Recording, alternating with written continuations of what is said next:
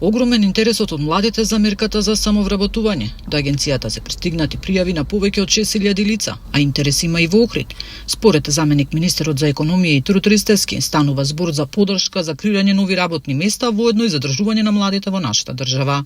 Оперативниот план е најголем по опсег до сега, бидејќи изнесува 2,5 милиарди денари, односно 40 милиони евра, 7,5 милиони евра повеќе од претходната година.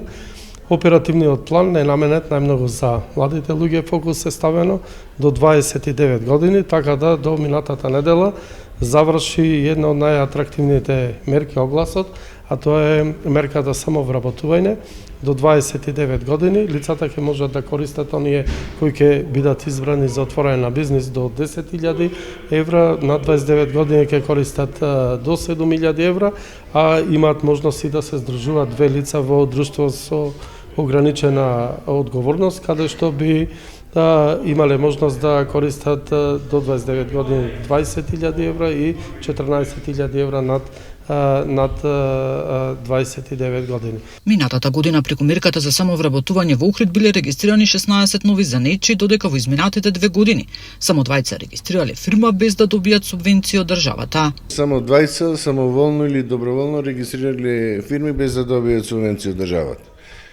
Повторувам пак, значи голем интерес од кај младите за пред се за субвенционирање од државата, кон нив, секој почеток е тежок, така и за нив, и повторам уште еднаш, сите бараат, прво прашуваат дали има одредени субвенции да би почнеле да работат сопствен бизнис.